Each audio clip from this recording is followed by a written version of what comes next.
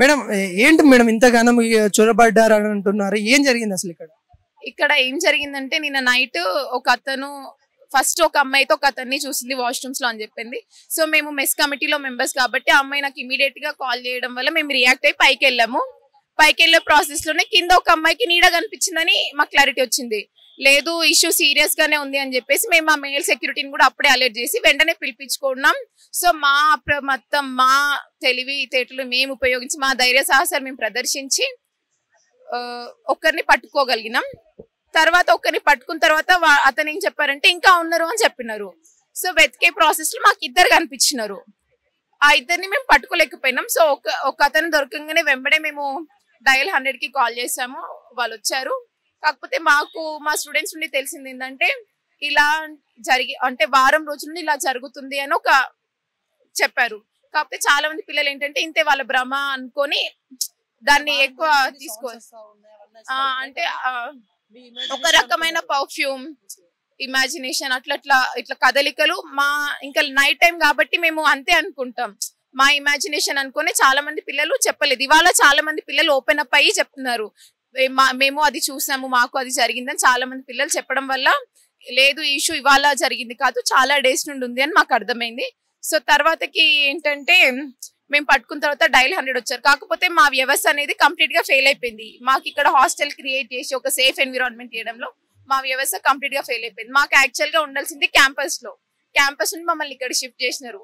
మేము ఇక్కడికి రాము అని కూడా ప్రొటెస్ట్ చేసినాం. ఫస్ట్ ఈ బిల్డింగ్ ఇంకా కంప్లీట్ అవ్వలేదు, మేము ఇక్కడికి రాలేము, కొన్ని ప్రాబ్లమ్స్ అవుతాయి కదా అంటే మేము 1 month లో సాల్వ్ చేసామని అంటే నమ్మి వ్యవస్థని వీసీని ప్రతి ఒక్కరిని నమ్మి మేము ఇక్కడికి రావడం జరిగింది. కానీ ఇక్కడికి వచ్చి 4 months అవుతుంది. 4 months లో ఎటువంటి ఒక జరగాల్సిన పనులు జరగలేవు. అండ్ ఈ రోజు ఇంత పెద్ద ఇష్యూ అయ్యే వరకు వెయిట్ చేస్తారు. సెక్యూరిటీ సిబ్బంది ఎవరు లేరా మరి ఎలా? సెక్యూరిటీ సిబ్బంది ఉంటారండి. లేడీస్ హాస్టల్ కి ఒక్క ఫీమేల్ స్టాఫ్ ఏం సరిపోతారు?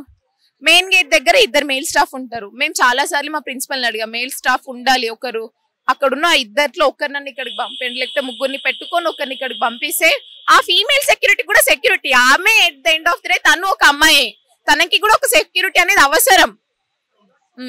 సో అది మేము అడిగింది. ఇంకా మాకు ఇక్కడ కొన్ని హామీలు ఇచ్చారు, ఇవాళ ఈవినింగ్ వరకు దానికి పరిష్కారాలు చెప్తామన్నారు. ఎటువంటి హామీలు ఇచ్చారు?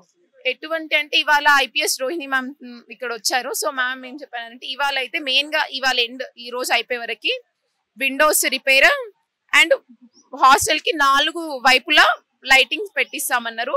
అండ్ ఆ దుండ కూడా ఎక్కడి నుండి అయితే వచ్చారు అని మనకు అనుమానం ఉందో అక్కడ వాల్ కొంచెం ఇరిగి ఉంది, ఆ వాల్ ని రిపేర్ చేసి ఇవాళ స్పెషల్ గా ఆ వాల్ దగ్గర ఒక మేల్ సెక్యూరిటీని పెట్టిస్తా అని చెప్పినారు. అది పోలీస్ స్టాఫ్ మన స్టాఫ్ ఏం కాదు, పోలీస్. ఏంటంటే ఇలాంటి ఘటనలు జరిగినప్పుడే అంటే వస్తారు చెప్తారు వెళ్తారు, కానీ మళ్ళీ తర్వాత పట్టించుకొని దాఖలాలు కూడా కొన్ని అయితే చూసా ఉన్నాం.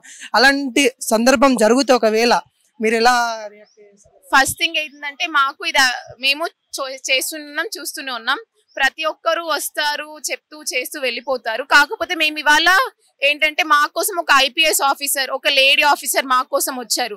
అండ్ మ్యామ్ వచ్చి కూడా ఎందుకంటే మ్యామ్ పని విధానం నచ్చే మా ప్రతి చోట మా వాష్రూమ్స్ లోకి వచ్చి మరి ప్రతి ఇంచ్ చెక్ చేసాయి, తర్వాత హామీలు ఇచ్చారు. చెక్ చేయకుండా చేయలేదు, ఒక మొత్తం చూసి మేడం అర్థం చేసుకుని మా హామీలు ఇచ్చి మా ప్రిన్సిపల్ వాళ్ళకు ఆర్డర్స్ ఇచ్చి వెళ్ళారు.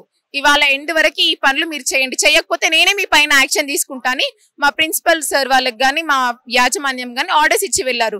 సో మేము ఏంటంటే ఇక్కడ మేము ఎట్ ప్రెసెంట్ ఇప్పుడు మేము నమ్మేది ఎవరైనా ఉందంటే అది పోలీస్ డిపార్ట్మెంట్ నే, రోహిణి మేడం మాత్రం నమ్మే మేము మా ప్రొటెస్ట్ ని ఇవాళ వరకు మేము విరమించుకున్నాం. ఒకవేళ నెక్స్ట్ ఫర్దర్ గా వాళ్ళు ఇదే వైఖరి కొనసాగించి ఇలానే ఉంటే మాత్రం కఠినంగా మేము ప్రొటెస్ట్లు చేస్తుంటాం. అది వీసీ బిల్డింగ్కి వెళ్ళి ముట్టడించడం అయినా ఏదైనా మేము రెడీ ఉన్నాం. అంటే ఈ ఒక్క హాస్టల్ అనే కాదు, అంటే ఓయూ యూనివర్సిటీ అనే కాదు, ఉమెన్స్ ఉంది, కేయూ ఉంది, ఇంకా చాలా యూనివర్సిటీలు కూడా ఉన్నాయి. వాటిలలో కూడా చర్యలు తీసుకోవాలని అనుకుంటున్నారా? తీసుకోవాలి, ఎందుకంటే విమెన్ సేఫ్టీ అనేది ఇంపార్టెంట్. ఇప్పుడు గణతంత్ర దినోత్సవం, నిన్న గణతంత్ర దినోత్సవం జరుపుకున్నాం మనం.